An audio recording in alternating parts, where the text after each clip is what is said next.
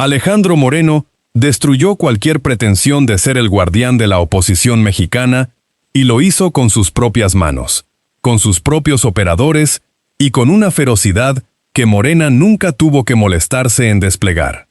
Eso ya ocurrió.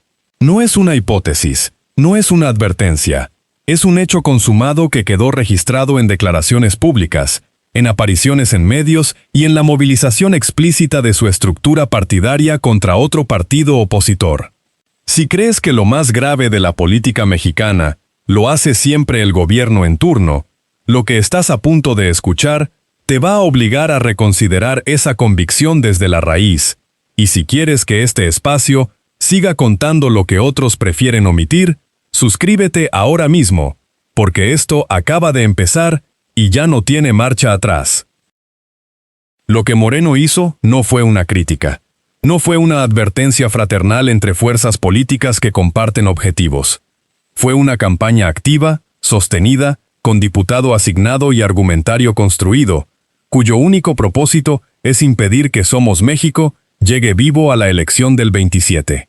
El presidente del partido que más grita contra la concentración del poder decidió, en plena luz del día y sin ningún pudor, convertirse en el principal obstáculo para una fuerza política que nació precisamente porque dentro de su propio partido ya no había oxígeno para quienes pensaban diferente. Antes de que terminemos este recorrido, vas a entender por qué lo que está haciendo Moreno no es táctica electoral. Es el reflejo más honesto de lo que siempre fue el PRI cuando nadie lo estaba mirando con suficiente atención. Para entender la magnitud de lo que está ocurriendo, hay que saber con precisión quién es Guadalupe Acosta Naranjo y qué representa su presencia al frente de Somos México. No estamos hablando de un actor nuevo que apareció de la nada, con una franquicia electoral recién horneada. Estamos hablando de un político con décadas de trayectoria dentro de las estructuras que hoy lo atacan. Alguien que conoce los mecanismos internos del PRI y del PAN desde adentro, que participó en la construcción de coaliciones, que sabe exactamente cómo se negocia un candidato, cómo se reparten los espacios en una lista plurinominal y cómo se castiga a quien no acepta las condiciones del partido más poderoso en una mesa de negociación. Acosta Naranjo no fundó Somos México porque le pareció una aventura interesante. Lo fundó porque la estructura que hoy lo ataca le cerró todas las puertas. Y eso, mis amigos, es un detalle que Alejandro Moreno preferiría que no apareciese en ninguna conversación pública, porque convierte su campaña de destrucción en algo mucho más revelador que una simple disputa táctica. Suscríbete a esta plataforma si quieres seguir de cerca cómo se va desarmando esta historia, porque lo que viene tiene más capas de las que aparecen en titulares. La tesis pública de Moreno es técnicamente ordenada. Cualquier voto que vaya a Somos México es un voto que no va al candidato de la coalición opositora. En un estado donde la diferencia entre ganar y perder puede medirse en décimas de punto porcentual, ese drenaje puede ser la diferencia entre una gubernatura opositora y una gubernatura de Morena. Lo dijo con esas palabras. Lo repitió. Lo hizo decir también a su diputado Carlos Mancilla, que salió a los medios a reforzar el argumento con un detalle adicional que merece atención propia. Según Mancilla, el propio gobierno de Claudia Sheinbaum habría facilitado o impulsado el registro de Somos México como estrategia deliberada para fracturar el voto opositor antes del 27. Esa acusación puede ser real, puede ser falsa, puede estar en algún punto intermedio donde los intereses se alinearon sin que mediara ningún acuerdo explícito. Pero lo que nadie puede ignorar es quién está haciendo la acusación y desde dónde la hace. El PRI, el mismo partido que durante casi 8 décadas de gobierno dominante creó, financió, sostuvo y luego disolvió partidos satélites según le convenía para repartir el voto y controlar la representación. Ese PRI está acusando al gobierno actual de exactamente lo mismo. La ironía no necesita subrayarse. Aquí lo vemos claro y duele porque es demasiado evidente para fingir que no existe. Pero hay que detenerse un momento en el mensajero antes de seguir con el mensaje. porque el mensajero en este caso dice mucho sobre el nivel de cuidado con el que Moreno está manejando su campaña. Carlos Mancilla, el diputado que Alejandro Moreno eligió como portavoz público de esta ofensiva, no es una figura conocida por su ecuanimidad, ni por su capacidad de construir consensos. Es el mismo legislador que protagonizó un incidente físico en el Senado contra integrantes del equipo de Fernández Noroña, llegando a empujar a uno de los fotógrafos presentes en pleno recinto legislativo. Esa es la carta que Moreno decidió jugar primero en su campaña para destruir a Somos México. No un perfil de diálogo. No una figura que transmita la imagen de oposición responsable que el PRI dice encarnar. El mismo personaje con un empujón a un camarógrafo en el historial. Esa elección no es un descuido. Es una señal del nivel de urgencia y también del nivel de desprecio con el que Moreno está tratando este asunto. Quien quiera seguir viendo cómo se van cayendo estas capas una por una, que se suscriba a este espacio ahora mismo, porque todavía no hemos llegado a la parte más interesante. El argumento estratégico de Moreno tiene, hay que reconocerlo, una base aritmética real. Si Somos México presenta un candidato en Chihuahua con perfil panista o priista reconvertido, ese candidato arrastra votos que sin su presencia habrían ido al candidato de la coalición opositora. La matemática funciona. El problema no está en la aritmética. El problema está en que esa misma aritmética, aplicada en sentido contrario, obliga a preguntarse por qué esos votantes prefieren a un candidato de Somos México antes que al candidato del PRI o del PAN. Y la respuesta a esa pregunta no le conviene a Moreno porque apunta directamente a su modelo de gestión. Si la oferta del PRI fuera suficientemente atractiva para todos los sectores de la oposición, no habría necesidad de un Somos México. Si la coalición que Moreno dice construir fuera genuinamente incluyente, las figuras que hoy encabezan ese partido seguirían dentro del paraguas priista o panista. Su existencia como partido separado es en sí misma una sentencia sobre lo que ha sido el liderazgo de Moreno estos últimos años. Y eso es algo que no puede argumentar hacia afuera sin que el argumento le explote en la cara hacia adentro. Y esto no se les va a olvidar. Acosta Naranjo respondió con una tesis que también merece ser examinada con honestidad y sin condescendencia. Su apuesta no es capturar votos que hoy van al PRI o al PAN. Su apuesta es movilizar al 40% de mexicanos que habitualmente no participa en ninguna elección y que sistemáticamente ha decidido que ninguna opción disponible vale el tiempo de ir a votar. Si esa teoría funciona, Somos México no le quita nada a nadie, porque estaría activando una reserva de votos que en ningún escenario actual terminarían en la urna del PRI ni en la del PAN. Es una apuesta audaz. Es también una apuesta que requiere demostrar capacidad organizativa nacional en un tiempo muy acotado. Convencer a personas que han rechazado sistemáticamente a todos los partidos, incluyendo a los que hoy conforman la oposición, y hacerlo además bajo el fuego directo de una campaña priista que ya está trabajando para quitarles cualquier credibilidad antes de que empiece la competencia real. Las posibilidades son estrechas, pero la apuesta está viva, y Moreno lo sabe. Por eso no está esperando. Por eso está actuando ya. Hay además un dato histórico que complica el panorama de Somos México, y que Alejandro Moreno señaló con una precisión que no deja mucho espacio para la interpretación generosa. Acosta Naranjo lleva 2 intentos previos de sostener un proyecto de partido político. En las 2 ocasiones anteriores el proyecto terminó por debajo del 3% que la ley exige para conservar el registro. 3% parece una cifra pequeña. En términos absolutos representa aproximadamente 1 millón de votos.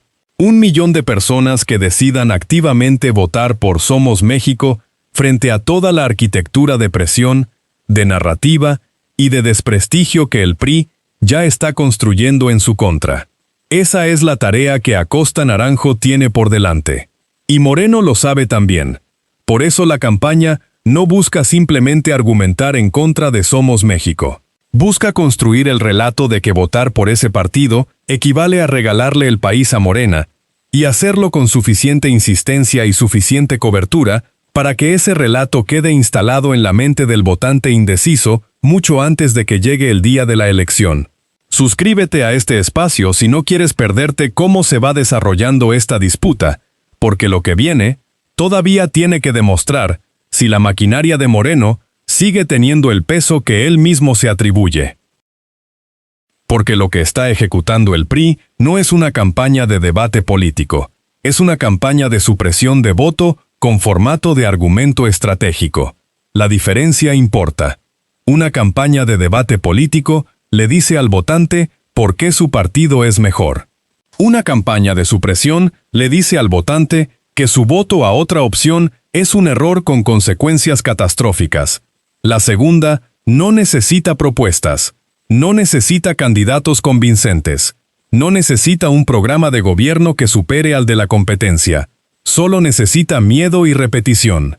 Y Alejandro Moreno, con toda la experiencia acumulada de décadas dentro del sistema político más sofisticado en el arte de manejar percepciones que ha producido México, sabe exactamente cuál de las dos estrategias consume menos recursos y genera más resultado en el corto plazo. Mis amigos, estamos viendo al PRI en su modo más auténtico, el que suele guardarse para cuando las cámaras están enfocadas en otra dirección.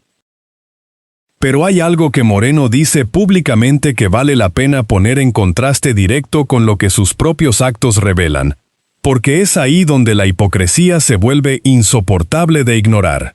Alejandro Moreno lleva meses repitiendo en cada foro disponible que el PRI es un partido incluyente, renovado, capaz de alojar distintas expresiones de la oposición bajo un mismo techo. Un partido que creció precisamente porque supo integrar a quienes pensaban diferente. Esas palabras las dijo, las repitió, las convirtió en argumento de campaña hacia adentro de su propia estructura. Y mientras las decía, las personas que hoy dirigen Somos México estaban decidiendo que ese techo era demasiado bajo o demasiado condicional para quedarse debajo de él. No se fueron, porque encontraron algo mejor afuera. Se fueron porque lo que había adentro ya no era habitable para quienes no estaban dispuestos a aceptar las condiciones de Moreno. La cita trampa aquí es su propio discurso de inclusión, y la realidad que la desmiente no está en ningún archivo de investigación periodística. Está en la lista de fundadores de Somos México. Si quieres seguir viendo este tipo de contradicciones expuestas sin adorno, este es el momento de suscribirte a este espacio, porque lo que viene ahora es donde todo lo anterior cobra su sentido definitivo. Hay una segunda cita trampa que no puede quedarse sin señalar, porque es igualmente brutal en lo que revela.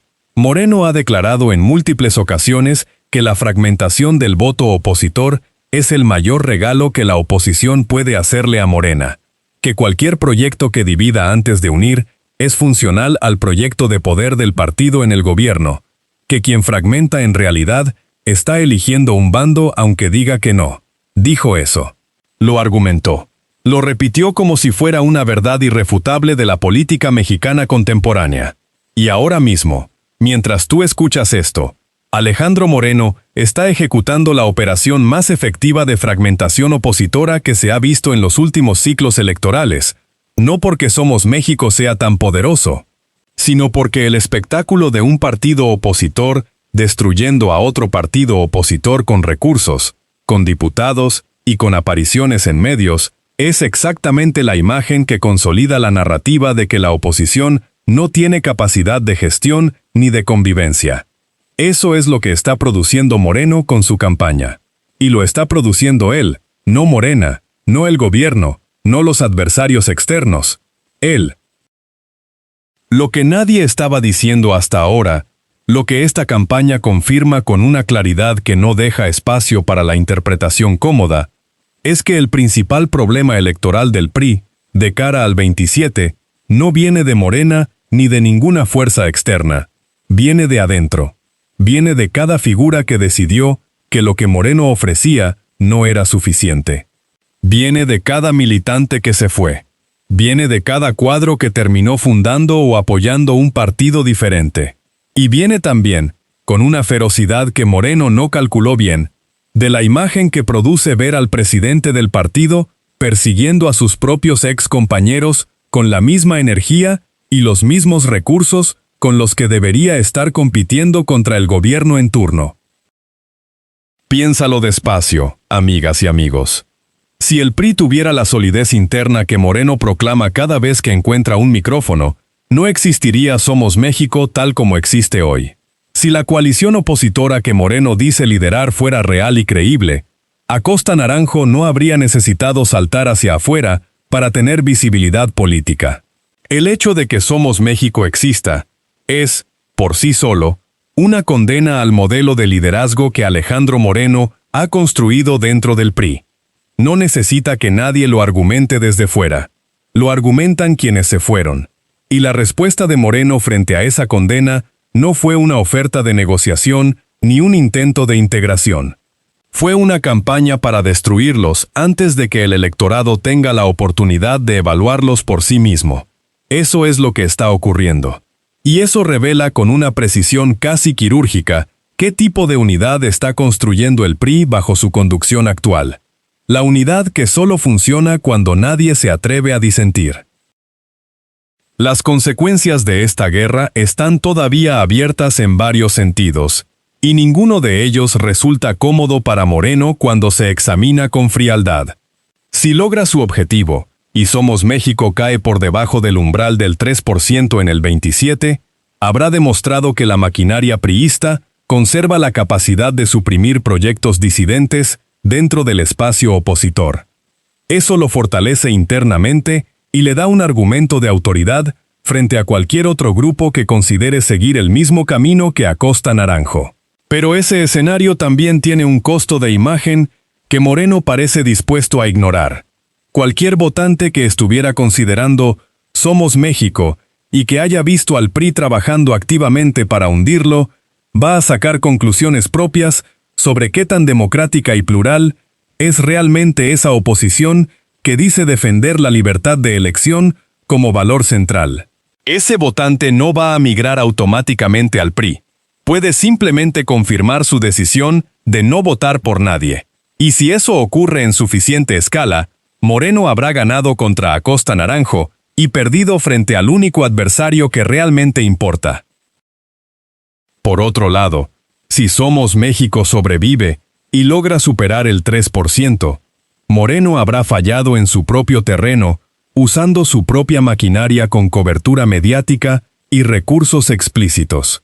La narrativa del PRI como árbitro indispensable del voto opositor queda dañada de cara al 30, de una forma que no se repara fácilmente con declaraciones. La credibilidad de la amenaza priista como factor de contención quedaría en cuestión. Y Acosta Naranjo tendría un relato de supervivencia que puede convertir en activo electoral durante años. No hay escenario limpio para Alejandro Moreno en esta operación. Hay un escenario donde gana el pulso y paga el costo de imagen, y hay un escenario donde pierde el pulso y paga además el costo político. La pregunta que él mismo debería estar haciéndose, aunque probablemente no se la está haciendo, es si valía la pena iniciar una guerra que en el mejor de los casos sale cara y en el peor sale devastadora. Suscríbete a este espacio si quieres estar aquí cuando esa pregunta tenga respuesta concreta, porque la elección del 27 va a dejar poco espacio para la ambigüedad. Y aquí está la pregunta que este caso deja sobre la mesa para todo el que dice votar en oposición a Morena en México. Si los partidos que conforman esa oposición dedican recursos, tiempo, diputados y apariciones en medios a destruirse entre sí antes de una elección que todos describen como decisiva, ¿qué está votando exactamente quien dice votar oposición? Está votando contra Morena, eso es claro, tangible, medible en términos de identidad política. Pero está votando a favor de qué estructura real, a favor de qué modelo de ejercicio del poder, a favor de qué proyecto de país que vaya más allá del rechazo a lo que ya está. Porque lo que este episodio muestra con una claridad que incomoda profundamente es que la disputa interna de la oposición tiene muy poco que ver con diferencias programáticas y mucho que ver con quién controla los registros, los recursos públicos que fluyen a los partidos, los espacios en las listas y los contratos que no desaparecen, aunque los votos se vayan reduciendo elección tras elección. Esa es la conversación que nadie dentro de esos partidos quiere sostener en público, porque tenerla obligaría a explicar por qué siguen ahí quienes han perdido repetidamente. Eso es lo que pasó. Eso es exactamente lo que está pasando ahora mismo.